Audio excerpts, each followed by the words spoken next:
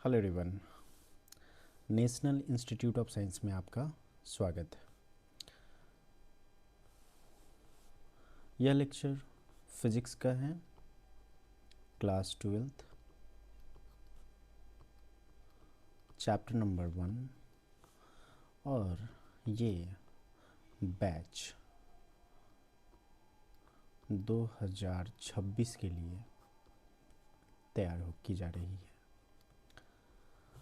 सबसे पहले हम चलते हैं, जो टॉपिक का नाम है वो है इलेक्ट्रिक चार्ज एंड फील्ड। इसको हिंदी में अगर कहा जाए तो इलेक्ट्रिक चार्ज का अर्थ आवेश से है, वैद्युत आवेश चाहे विद्युत आवेश, दोनों बात एक ही हैं। वैद्युत आवेश और फील्ड का मतलब है इसका क्षेत्र, कितने कौन से क्षेत्र में ये लग रहा है। बात करें, अगर इसके डिफिनीशन की बात करें व्हाट इज़ इलेक्ट्रिक चार्ज, तो हम इसे कह सकते हैं फर्स्ट के it is intrinsic property of matter.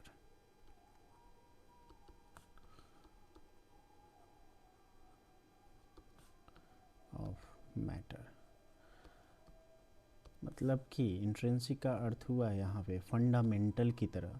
मतलब अगर कोई मैटर एग्जिस्ट करता है, इफ़ मैटर एग्जिस्ट, तो इसके साथ एक तो मास हम लोग जानते थे क्लास 11th के हिसाब से एग्जिस्ट करेगा ही, ठीक है, और उसके साथ साथ उस मैटर पे चार्ज भी एग्जिस्ट करेगा, चाहे वह चार्ज नेगेटिव हो, पॉजिटिव हो या आवेश रहित हो।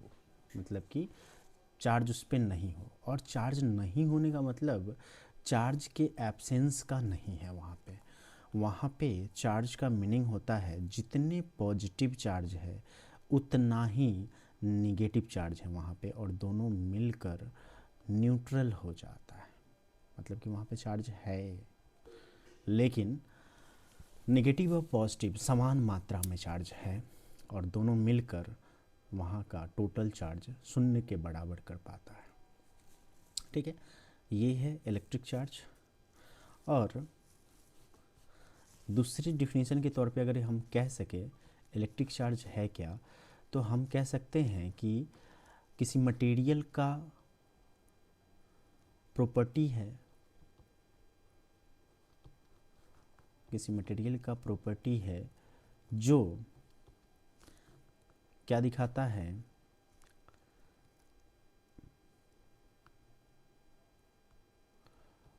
एक इफ़ेक्ट दिखाता है।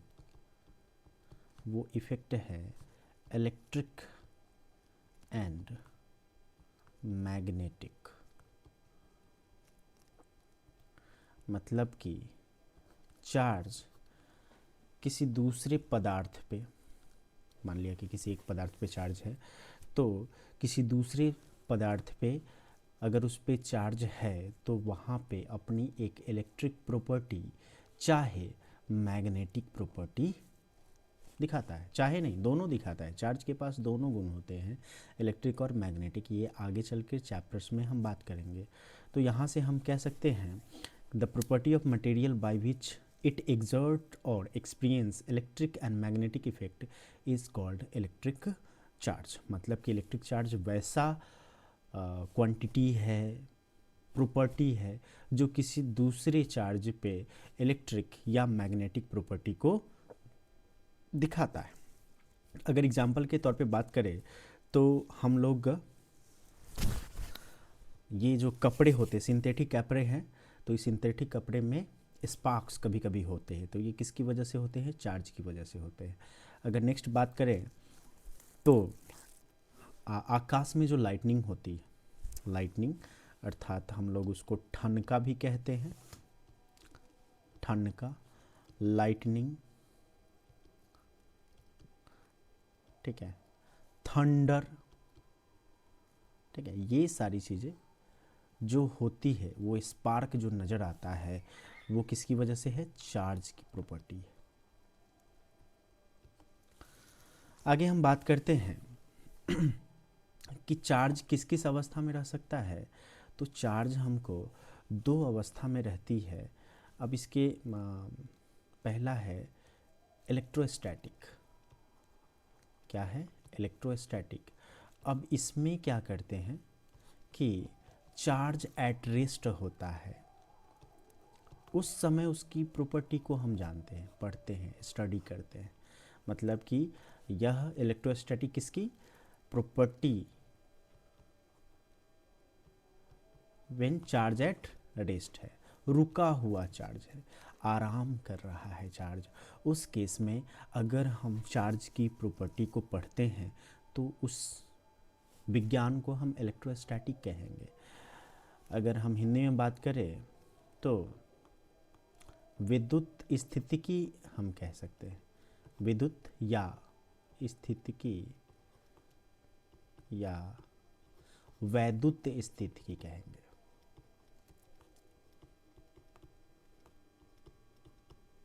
चाहे कहीं लिखा होता है स्थैतिकी, ठीक है हिंदी में, मतलब इंग्लिश को ही हिंदी में किया गया है। अब स्टैटिक्स का मतलब है रुका हुआ, ठीक है। और जो चार्ज की प्रॉपर्टी दूसरी पढ़ते हैं वो हम चार्ज जब मोशन में होता है, मतलब कि इलेक्ट्रोडायनेमिक्स में, डायनेमिक्स का अर्थ है यहाँ पे मोशन से, ये जो है मोशन से है, अर्थात चार्ज की गति का अध्ययन। उस समय जब चार्ज गति कर रहा होता है तो क्या क्या इफेक्ट डालता है, प्रॉपर्टी करता है। इलेक्ट्रो का मतलब इलेक्ट्रॉन से है, और इलेक्ट्रॉन क्या है? एक चार्ज ही तो है, ठीक है। ये जो चैप्टर है वो है, अभी जो पढ़ेंगे चैप्टर 1 में, वो हम लोग पढ़ते हैं इलेक्ट्रोस्टैटिक, यानी कि वैद्युत स्थितिकी।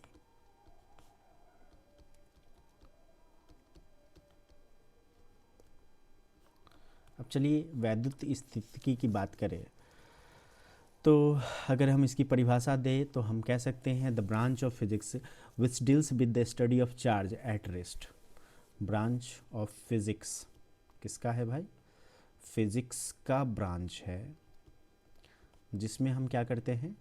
स्टडी करते हैं स्टैटिक चार्ज का, स्टडी ऑफ स्टैटिक चार्ज, अर्थात चार्ज एट रेस्ट, यानी कि चार्ज एट रेस्ट की बात करते हैं। और इसमें हम क्या क्या बात करते हैं?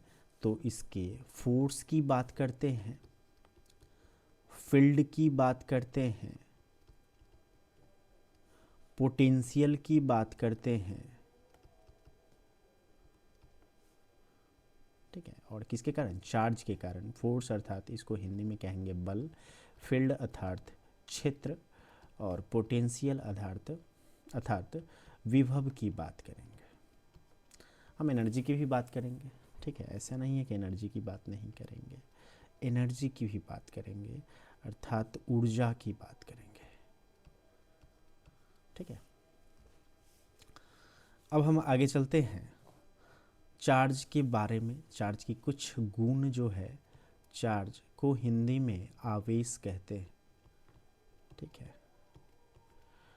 तो इसके कुछ गुण की दर्शाते हैं। तो पहला है कि there are only 2 types of charge, एक होता है पॉजिटिव चार्ज और दूसरा होता है निगेटिव चार्ज, ठीक है। अब पॉजिटिव नेगेटिव चार्ज हम लोग केमिस्ट्री में पढ़ चुके हैं कैसे होता है। अब किसी एटम की बात करते हैं तो उस पर इलेक्ट्रॉन की अधिकता हो जाएगी तो निगेटिव हो जाता है, और कहीं पे इलेक्ट्रॉन की कमी हो जाती है, चाहे किसी को ट्रांसफ़र कर देता है कोई वस्तु अपना चार्ज किसी दूसरे वस्तु पे, तब जाके वो पॉजिटिव हो जाता है, ठीक है। ये केमिस्ट्री में हम लोग पढ़े हुए हैं। तो चार्ज 2 प्रकार के होते हैं, पॉजिटिव और निगेटिव, अर्थात पॉजिटिव धनात्मक की बात हो रही है और निगेटिव ऋणात्मक की बात हो रही है, ठीक है। ऋणात्मक का अर्थ है कर्जा, ठीक है, और कर्जा क्या है, निगेटिव चार्ज अर्थात इलेक्ट्रॉन की अधिकता। पॉजिटिव चार्ज, कर्जा चुका दिए, ठीक। नेक्स्ट है दूसरा कि जो लाइक चार्जेज होंगे वो करेंगे, उनके बीच जो काम होगा मतलब कि इफेक्ट होंगे वो रिपल्सन का होगा। क्या होगा, रिपल्सन होगा। जैसे कि पॉजिटिव चार्ज और पॉजिटिव चार्ज एक साथ आएंगे तो इन दोनों के बीच रिपल्सन होगा।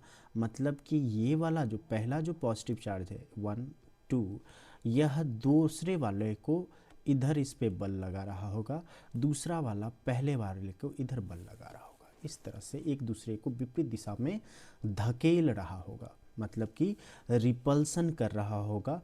रिपल्सन को हिंदी में कहते हैं विकर्षण, एक दूसरे के अपने से दूर कर रहा होगा। उसके बाद है अनलाइक चार्जेस। अनलाइक चार्जेस मतलब कि अलग अलग प्रकार की चार्जेस, और जब अलग अलग प्रॉपर्टी होती है तो यहाँ पे होता है अट्रैक्शन, ठीक है। पॉजिटिव पॉजिटिव का भी रिपल्सन होगा। अगर निगेटिव और निगेटिव भी एक साथ आएंगे तो इनके बीच भी रिपल्सन होगा अर्थात विकर्षण होगा, ठीक है। उसी तरह अनलाइक चार्जेज यानी कि एक साथ पॉजिटिव और निगेटिव चार्ज आएंगे आसपास में, तो यहाँ पे जो दोनों के बीच में इफेक्ट होगा एक दूसरे को आपस में अपनी ओर खींच रहा होगा, यानी कि यहाँ पे अट्रैक्शन अर्थात आकर्षण होगा, आकर्षित हो रहा होगा एक दूसरे की तरफ, ठीक है। जैसे कि लड़का को लड़का से नहीं पटता है, लड़की को लड़की से नहीं पटता है, लेकिन लड़का को लड़की से जरूर पटता है, अट्रैक्शन होता है, ठीक है। मतलब एक लड़की है एक लड़का है तो एक दूसरे में अट्रैक्शन होता है, नॉर्मल बात है। लेकिन एक लड़के लड़के में अट्रैक्शन होना नॉर्मल नहीं है। तो अगर आपको होता है तो नॉर्मलिटी नहीं है। नॉर्मल क्या है, प्राकृतिक रूप से बॉयज़ और गर्ल्स के बीच हो सकती है, ठीक है। ये सही है ये अट्रैक्शन, लेकिन प्राकृतिक रूप से, लेकिन बॉयज़ के बीच आजकल जो अट्रैक्शन होता है हमारे कल्चर में नहीं है, नॉट इन इंडियन कल्चर, ठीक है। इंडियन कल्चर में यही चलता है। बाहर के कल्चर्स में हम देखने को मिलता है बॉयज़ बॉयज़ गर्ल्स गर्ल्स के बीच में जो अट्रैक्शन हो रहा है, ठीक है, ये नहीं होता प्राकृतिक रूप से, ये अप्राकृतिक है, लेकिन होने को कुछ भी संभव है भाई, ठीक है। तो आगे भी पढ़ेंगे कि एटम्स के बीच में कभी रिपल्सन, जैसे कि हम लोग एक नए फोर्स को पढ़ेंगे, मतलब कि क्लास 11th में ही पढ़े होंगे आप लोग, जैसे कि इंटरमॉलिक्यूलर और इंटर एटॉमिक फोर्स। तो वहाँ पे ये सारी चीज़ें नहीं चलती, वहाँ अलग गुण चल रहा होता है, दूरी पे डिपेंड करता है, अट्रैक्शन भी हो रहा होता था, ठीक है, और रिपल्सन भी हो रहा होता था, ठीक है। जैसे कि इंटर एटॉमिक की बात करें, मतलब कि दो एटम के बीच में जो हो रहा था, कितना पे 10th क्लास 11th में पढ़े थे, 10⁻⁻10 मीटर पर अट्रैक्शन स्टार्ट हो जाता था। लेकिन कुछ और कम जब होते थे, एटलीस्ट 10⁻⁻4 या 3 के आसपास जब दोनों एटम्स के बीच में होता था, तो वहाँ पे रिपल्सन स्टार्ट हो जाता था।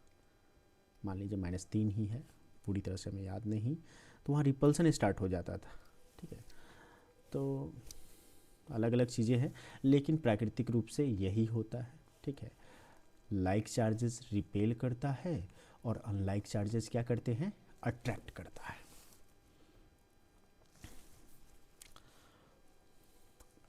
अब आगे हम बात करेंगे, तीसरी प्रॉपर्टी जो चार्ज की है वो है the unlike charges nullify each other effect when they comes in contact, there 4 the charge are named as positive and negative by American scientist Benjamin Franklin.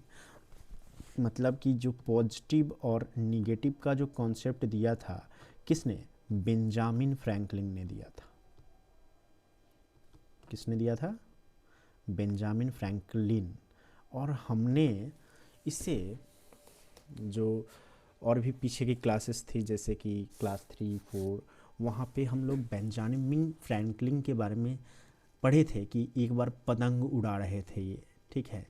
और जब पतंग उड़ा रहे थे तो इन्हें पतंग के माध्यम से, चूँकि वो पतंग में कुछ मेटालिक चीज़ भी लगा हुआ था उसके धागे में, जिसकी वजह से पतंग में क्या करंट वाली जो प्रॉपर्टी है इनको फील हो रहा था, चाहे कुछ ऐसे ही उन्होंने बताया था। तो वो बेंजामिन फ्रैंकलिन ही थे जो पतंग को उड़ा रहे थे। वहीं से ये सारी चीज़ें आती है, पतंग उड़ाने की क्रिया से ही वो सोचना प्रारंभ करते हैं और चार्जेस के बारे में कॉन्सेप्ट देते हैं कि चार्ज पॉजिटिव है और चार्ज निगेटिव है, ठीक है।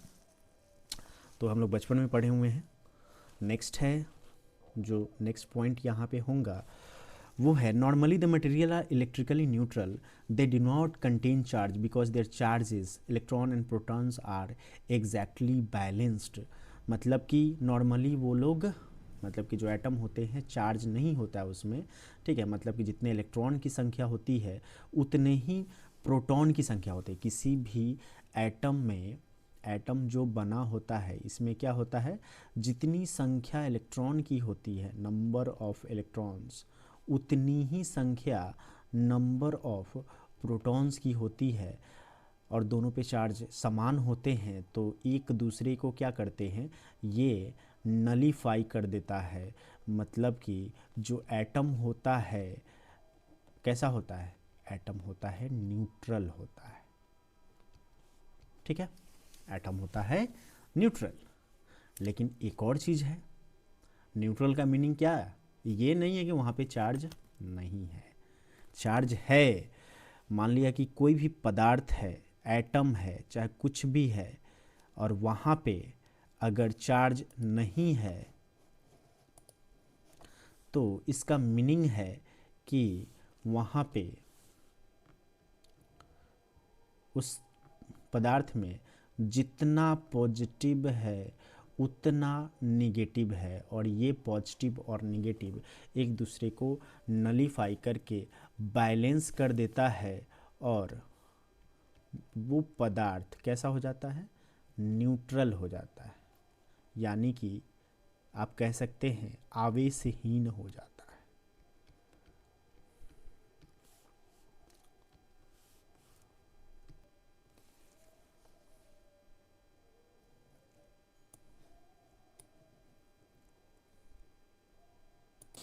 आगे अगर हम बात करें नेक्स्ट पॉइंट की, तो किसी भी एटम में बाहरी जो कक्षा होती है, किसी भी एटम की बाहरी कक्षा में, जैसे कि मान लिया कि यहाँ पे न्यूक्लियस है और न्यूक्लियस के चारों ओर कुछ इलेक्ट्रॉन्स चक्कर लगाते रहते हैं, और जो सबसे बाहरी कक्षा होती है, ये कोई भी एटम हो सकता है, उसका न्यूक्लियस है, जो बाहरी कक्षा में इलेक्ट्रॉन्स होते हैं यही कहलाते हैं फ्री इलेक्ट्रॉन्स। क्या कहलाते हैं? Free electrons. और ये जो इलेक्ट्रॉन्स होते हैं ये न्यूक्लियस से जो पॉजिटिवली चार्ज होता है, इलेक्ट्रॉन कैसा होता है, निगेटिवली चार्ज होता है। ये जो बाइंडिंग एनर्जी यहाँ पे कहेंगे, ये बाइंडिंग एनर्जी काफ़ी लो होती, और अगर इसे बाहर से थोड़ी सी भी एनर्जी, एक्सटर्नल एनर्जी अगर इसे मिलता है तो यह बाहरी कक्षा छोड़कर निकल जाता है, किसी दूसरे एटम के पास चला जाता है। उस केस में यह जो होगा, यह जो एटम होगा पॉजिटिवली चार्ज्ड हो जाएगा। क्या हो जाएगा? पॉजिटिवली चार्ज्ड हो जाएगा, ठीक है। अब जो एटम खुद अभी न्यूट्रल था, शुरू में कैसा था? न्यूट्रल था, और इलेक्ट्रॉन लूज करने के बाद यह हो चुका है कैसा, अब हो गया न्यूट्रल होने के बाद पॉजिटिवली चार्ज हो गया। मान लिया कोई दूसरा एटम है, ठीक है, और ये वाला जो इलेक्ट्रॉन है जंप आउट करके दूसरे एटम में अगर चला गया और इसने इलेक्ट्रॉन को अगर गेन किया लिया, तो यह जो एटम होगा जो पहले न्यूट्रल हुआ करता था बाद में जाकर निगेटिवली चार्ज हो जाएगा। ठीक है, अर्थात हमें क्या पता चल रहा है यहाँ से कि कोई भी एटम, मान लिया कि यह एटम अगर यह एक इलेक्ट्रॉन को लूज करता है, माइनस करता है, तो यह होता है पॉजिटिवली चार्ज्ड। अगर कोई एटम है जो एक इलेक्ट्रॉन को गेन करता है तो वो कहलाता है निगेटिवली चार्ज्ड। नेक्स्ट बात करते हैं कि मान लिया कि कोई भी बॉडी है उस पे हमको चार्ज है, तो वो डिटेक्ट कैसे होगा कि इस बॉडी पे चार्ज है कि नहीं। तो इससे जानने के लिए एक एपरेटस यानी कि डिवाइस का यूज करते हैं। उस डिवाइस का नाम होता है gold leaf electroscope. Gold leaf electroscope, अर्थात गोल्ड मतलब सोना, लीफ मतलब क्या, पत्ता, इलेक्ट्रोस्कोप देखने वाला, मतलब किसी भी तरह इसमें से इसकी जो संरचना होती है उस आधार पे हम लोग इलेक्ट्रॉन को डिटेक्ट कर पाते हैं। किसके माध्यम से, गोल्ड लीफ इलेक्ट्रोस्कोप डिवाइस के माध्यम से। नेक्स्ट बात करें कि चार्ज क्या क्या कर सकता है, तो सबसे पहले हम बात करेंगे चार्ज। एक स्टैटिक चार्ज के पास क्या होता है, तो एक एन इलेक्ट्रोस्टैटिक, चाहे स्टैटिक चार्ज रुका हुआ चार्ज के पास क्या होता है, तो एक अपना इलेक्ट्रिक फील्ड होता है। एक और चीज़ हमें जानना आवश्यक है कि चार्ज अगर स्टैटिक है तो ऐसी बात है, लेकिन और भी कंडीशन में चार्ज है तो क्या क्या कर सकता है। तो नेक्स्ट पॉइंट हम ये कह सकते हैं कि अगर charge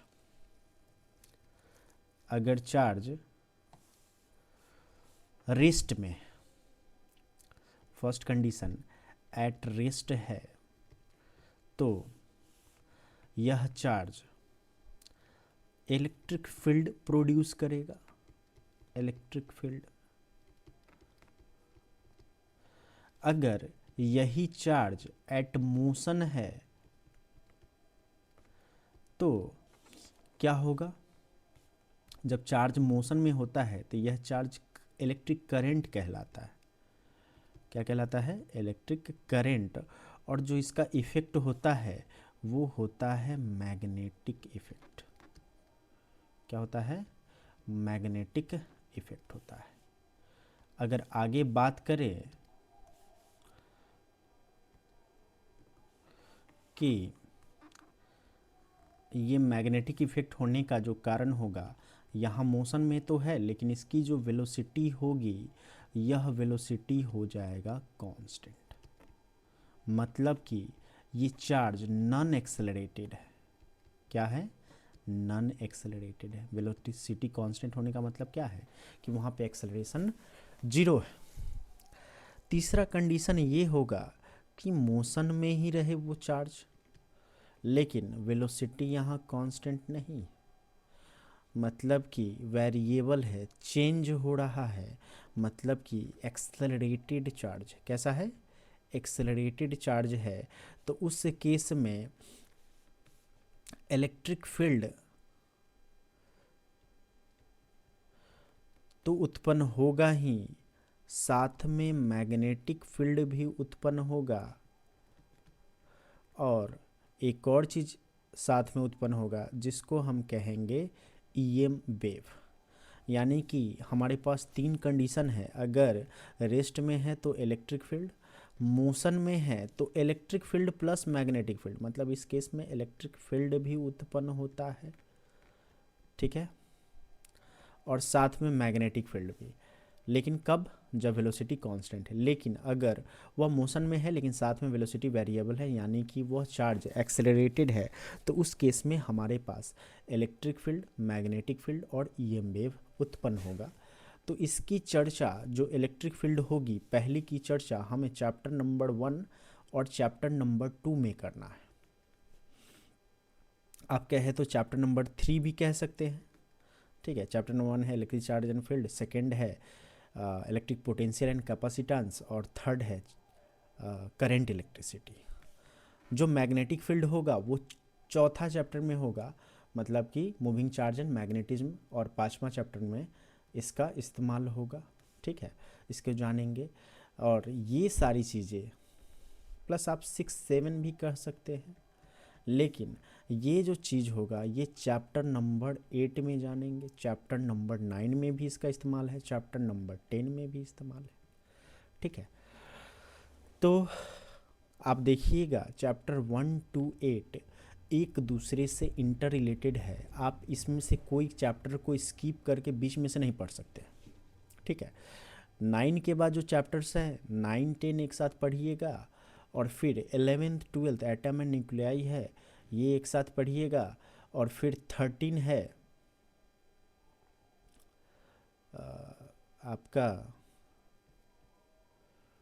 dual nature of matter, 11-12-13, 14 आपका हो जाए नहीं 10-11, यहाँ पे आप ड्यूअल नेचर ऑफ मैटर भी कर दीजिए, 12-13 एक साथ, और 14 जो होगा सेमी कंडक्टर अलग, 15 है कम्युनिकेशन सिस्टम, इतने सारे हैं। चलिए हम लोग चैप्टर का नाम भी लिख लेते हैं कि हमें पढ़ना क्या है क्लास 12th में। तो क्लास 12th में जो सिलेबस है, जो पहला चैप्टर है उसका नाम है इंग्लिश में इलेक्ट्रिक चार्जेस एंड फील्ड, ठीक है। हिंदी में अगर कहें तो वैद्युत क्षेत्र, वैद्युत आवेश एवं क्षेत्र। दूसरा जो है वो है इलेक्ट्रिक पोटेंशियल एंड कैपेसिटेंस।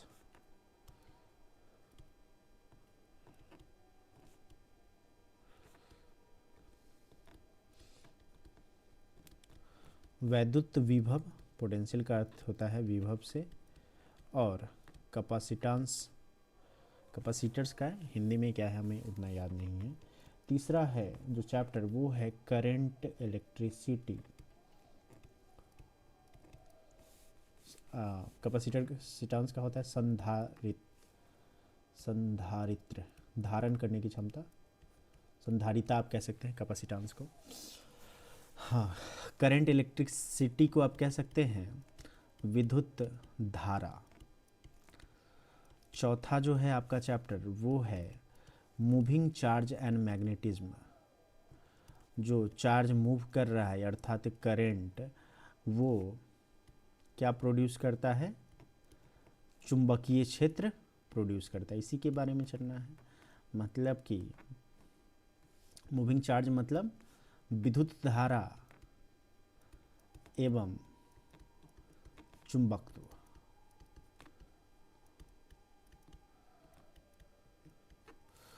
पांचवा जो चैप्टर है मैग्नेटिज्म एंड मैटर।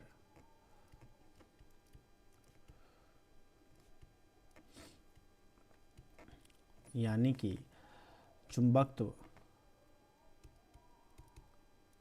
एवं पदार्थ, जो चुंबकीय पदार्थ है उनकी बात हो रही है मैटर पे यहाँ पे। छठा है एसी अल्टरनेटिंग करंट। क्या है? Alternating current. मतलब कि अल्टरनेटिंग को कहते हैं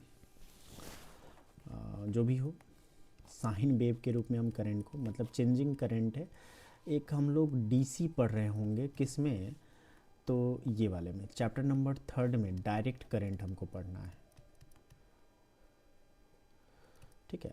मतलब कि ये ऐसे करंट होती है जो अगर 5 वोल्ट है तो लगातार 5 वोल्ट ही रहेगा, ठीक है।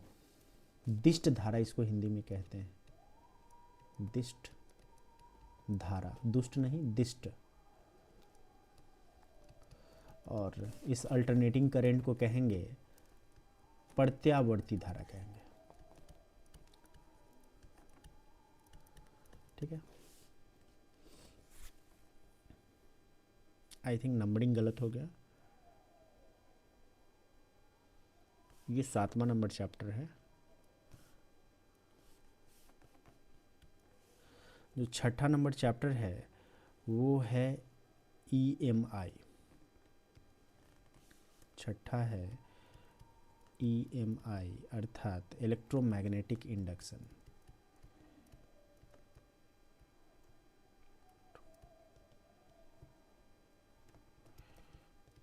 इंडक्शन 7वां है अल्टरनेटिंग करंट। 8वां है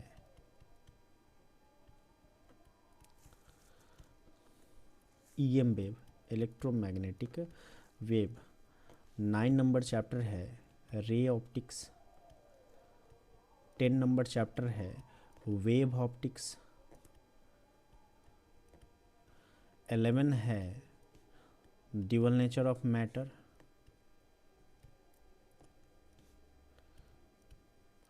12th है आपका वेव। 13th है, नहीं 12th है आपका एटम। 13th है न्यूक्लियाई। 14th जो चैप्टर है वो है सेमीकंडक्टर। और जो 15th है उसका नाम है कम्युनिकेशन सिस्टम। ये 15 चैप्टर है क्लास 12th में according to Bihar board. CBSE में सिलेबस को काफ़ी कम कर दिया गया है, जबकि बिहार बोर्ड में आज भी सिलेबस उतना ही है। CBSE अर्थात NCERT में काफ़ी चैप्टर्स, काफ़ी कंटेंट को रिमूव कर दिया गया है, लेकिन आपको बिहार बोर्ड में सारे पढ़ने ही पढ़ने हैं, ठीक है। ऐसे आप सिलेबस देख सकते हैं। तो गाइज़ इस लेक्चर में हमने अभी तक चार्ज के बारे में और चार्ज की कुछ प्रॉपर्टी जो गुण है उसके बारे में जाने हैं। आगे का लेक्चर नंबर 2 में हम लोग जानेंगे। Thanks for watching guys. हमें सपोर्ट कीजिए, लाइक कीजिए, कमेंट कीजिए, शेयर कीजिए, ठीक है। Thanks for watching guys.